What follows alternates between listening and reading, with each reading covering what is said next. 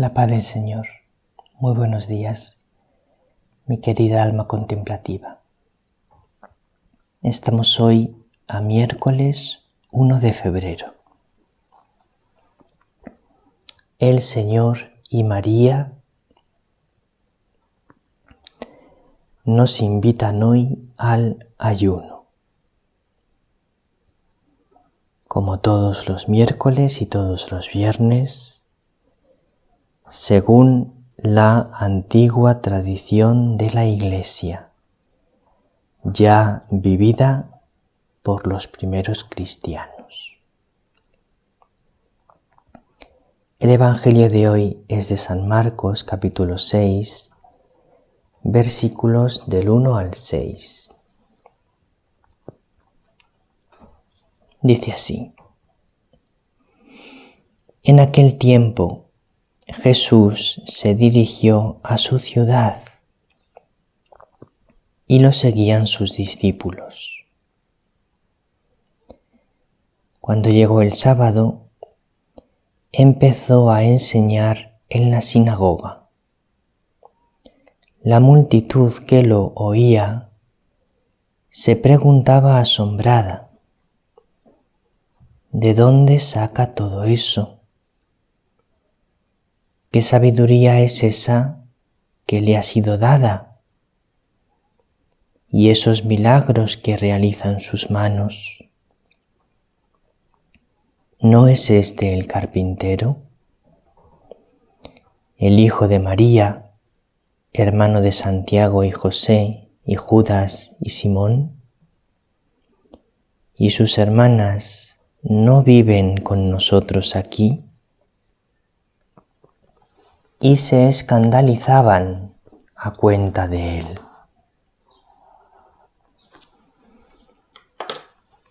Les decía: no desprecian a un profeta más que en su tierra, entre sus parientes y en su casa. No pudo hacer allí ningún milagro, solo curó a algunos enfermos imponiéndoles las manos, y se admiraba de su falta de fe.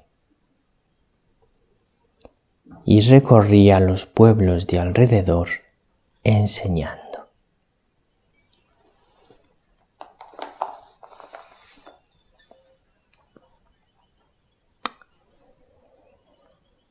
Entonces Jesús vuelve a su ciudad, más bien habría que decir a su pueblo, porque Jesús vivía en el pequeño pueblo de Nazaret, que tenía, si no recuerdo mal, unos 300 habitantes.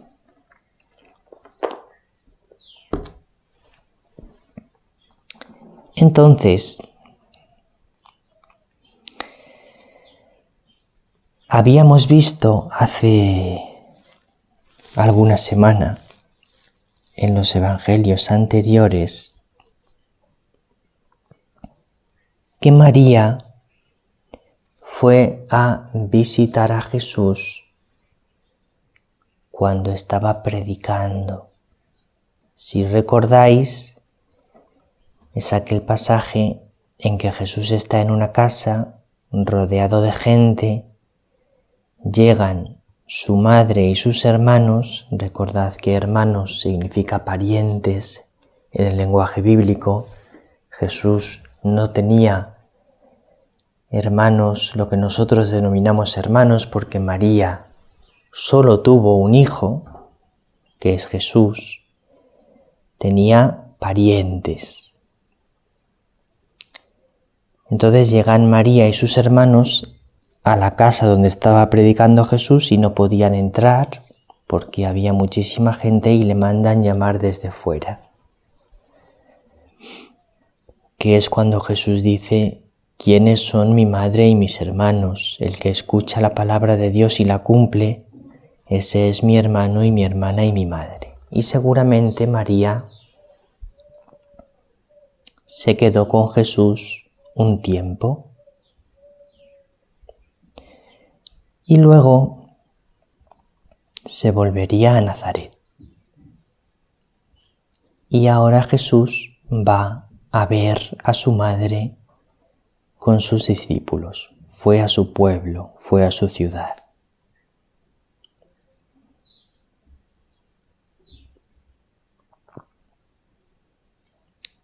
Como os he dicho en alguna otra ocasión, para Jesús era muy importante que María estuviese cerca de él y cerca de los discípulos, porque ella tenía que ser la madre que enseñase a los discípulos a vivir la fe. Entonces, durante la vida pública de Jesús, los momentos de encuentro de María con los discípulos y con Jesús serían frecuentes, pero también María pasaba tiempos sola en Nazaret.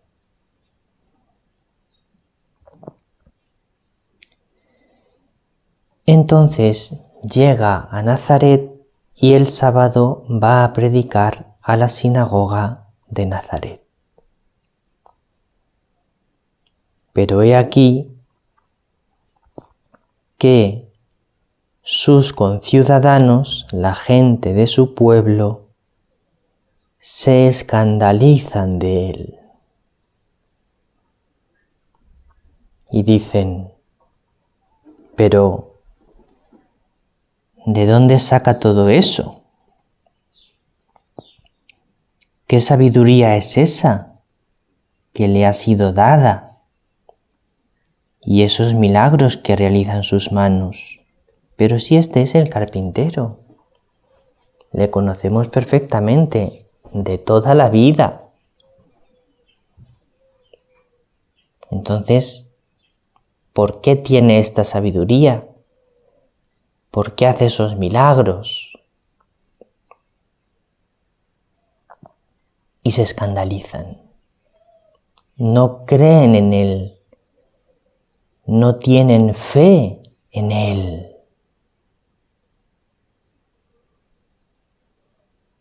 ¿Por qué?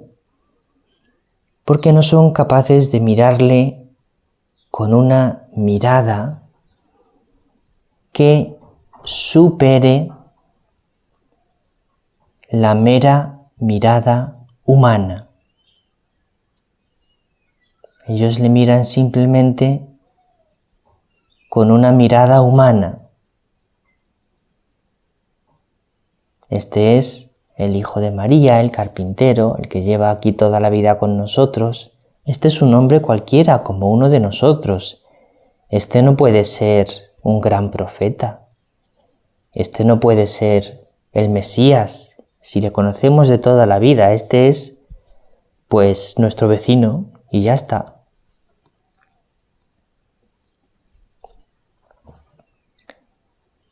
Y esta es una dificultad que tenemos las almas que tratamos muy de cerca a Jesús.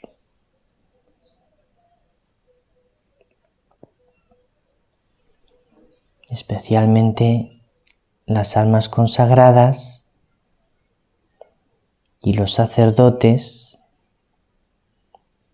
que tratamos muy de cerca a Jesús, podemos perder la mirada de fe y ya acostumbrarnos a Jesús y tratarle un poco de cualquier manera. Qué importante es que no nos acostumbremos a Jesús. Querida alma contemplativa, no te acostumbres a Jesús. No te acostumbres a tener a Dios contigo. No te acostumbres a tratar con Dios día a día. No te acostumbres a ir a misa. No lo hagas como una rutina. Hazlo de corazón. No te acostumbres a orar ante Él en el Santísimo Sacramento. Que siempre te sorprenda, que siempre te admire. Entonces Jesús se admiraba de su falta de fe. Bueno, nos puede pasar a nosotros que nos falte fe. Por eso os voy a dar 4 consejos para tener más fe.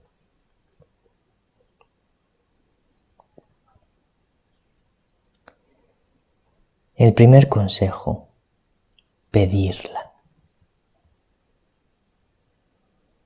Dice Jesús en el Evangelio, pedid y se os dará.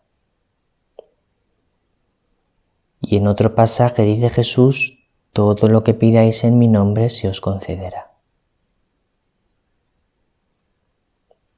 Y hay un hombre que le dice a Jesús, creo, Señor, pero aumenta mi fe.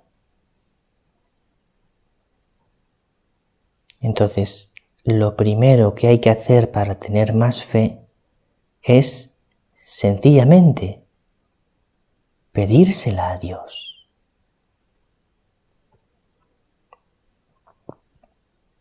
En segundo lugar, para tener más fe hay que orar mucho, orar más. Porque la oración es la fe puesta en práctica. Cuando tú oras, tú estás activando tu fe. La estás poniendo en funcionamiento. Y cuanto más oras, más crece tu fe. Y más se profundiza tu fe.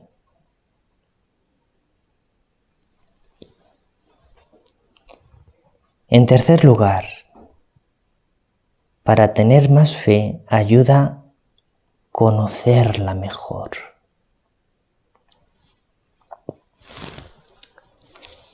Aquí tenéis el principal instrumento para conocer mejor la fe. El Catecismo de la Iglesia Católica. Estudia el Catecismo. Lee el Catecismo. Puedes descargarte un maravilloso PDF del Catecismo en nuestra página web.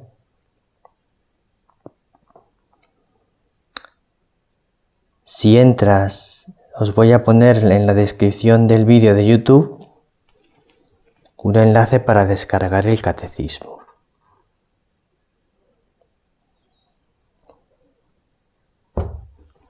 Y en nuestra página web también. Me lo voy a apuntar para que no se me olvide.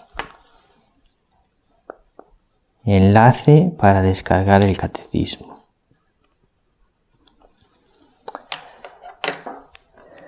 Entonces, conociendo mejor la fe, crece tu fe.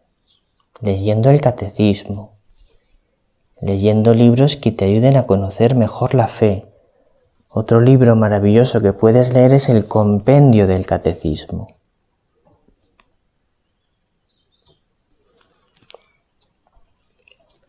Que es como un resumen del Catecismo. También ayuda mucho para que aumente tu fe. Y luego, otro medio para que aumente tu fe